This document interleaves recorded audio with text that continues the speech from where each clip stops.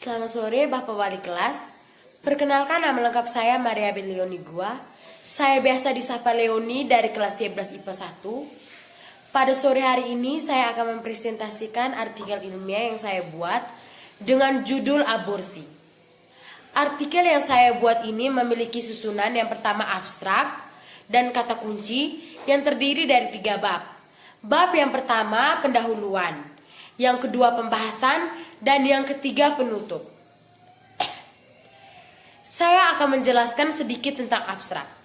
Abstrak menjelaskan tentang definisi aborsi, cara yang dilakukan dalam proses aborsi, faktor penyebab tindakan aborsi dari segi kesehatan, jasmani, psikologis, hukum, agama, serta cara menanggulangi tindakan aborsi di kalangan remaja dan pelajar. Di bagian abstrak ini juga menjelaskan tentang pengertian aborsi, tujuan dari penulisan karya ilmiah ini, dan yang terakhir kesimpulan. Setelah abstrak ada kata kunci. Kata kunci terdiri dari aborsi, remaja, kematian, kesehatan, pelajar, dan janin. Lalu masuk pada bab 1 yaitu pendahuluan. Ada 4 poin penting. Yang pertama latar belakang, rumusan masalah, tujuan, dan manfaat.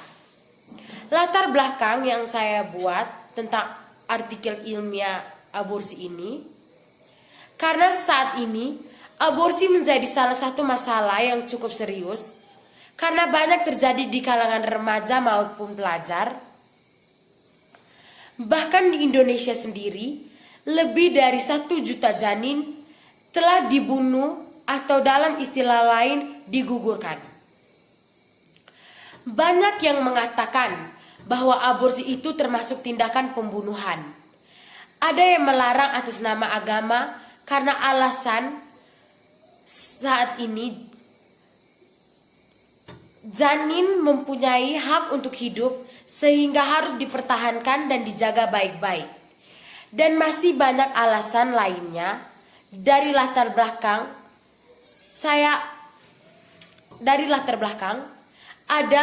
ada 5 rumusan masalah dan 5 tujuan berdasarkan rumusan yang telah saya buat, dan ada 4 manfaat disusunnya artikel ini.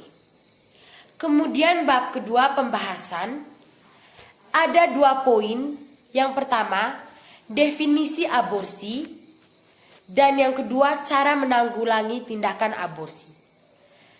Saya akan menjelaskan beberapa definisi dari aborsi. Yang pertama, menurut Kamus Besar Bahasa Indonesia, edisi kedua halaman kedua. Aborsi adalah pengguguran kandungan. Dan yang kedua, menurut KUHP, melarang keras dilakukannya aborsi dengan alasan apapun, sebagaimana diatur dalam pasal 289, 299, dan pasal 349. Dalam pasal 299, intinya mengancam hukuman pidana penjara maksimal 4 tahun kepada seorang yang memberi harapan kepada seorang perempuan bahwa kandungannya dapat digugurkan. Yang ketiga adalah istilah kesehatan. Aborsi didefinisikan sebagai penghentian kehamilan setelah tertanamnya telur atau ovum yang telah dibuahi dalam rahim sebelum usia janin mencapai usia 20 minggu. Poin yang kedua, cara menanggulangi tindakan aborsi. Ada 4 cara. Yang pertama, memberikan edukasi seks di kalangan remaja. Yang kedua, menanamkan kembali nilai-nilai moral sosial dan juga keagamaan moral sosial, dan mulainya untuk menjaga kehormatan diri. Yang ketiga, para pelaku yang telah melakukan aborsi juga dapat dipandang sebelah mata karena mempunyai hak untuk dapat kita tolong, karena bisa saja hal yang telah mereka lakukan tersebut adalah suatu kekilafan yang tak ingin diulanginya lagi.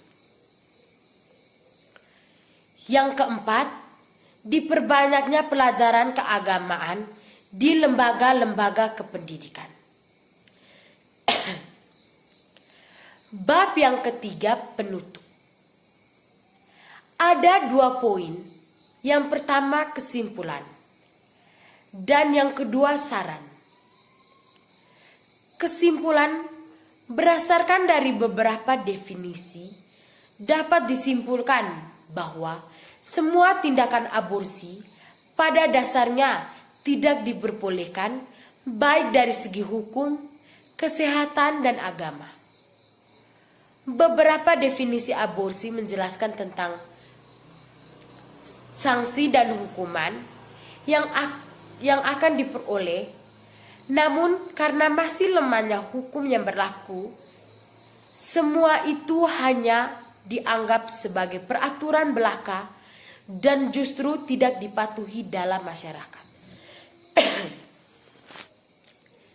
Diperbolehkan adanya peranan orang tua dan guru pembimbing terhadap remaja dan pelajar untuk menghindari tindakan aborsi. Saran berdasarkan pendapat dan definisi dapat dikemukakan. Saran bagi pelajar, remaja, guru, orang tua, dan pemerintah. Saran bagi pelajar yang pertama itu mematuhi semua peraturan yang ada di sekolah. Saran bagi remaja berpacaran secara sehat dan tidak berlebihan. Saran bagi guru memperbanyak pelajaran yang dapat mendidik etika serta moral pelajar. Saran bagi orang tua lebih memperketat pengawasan anak di rumah.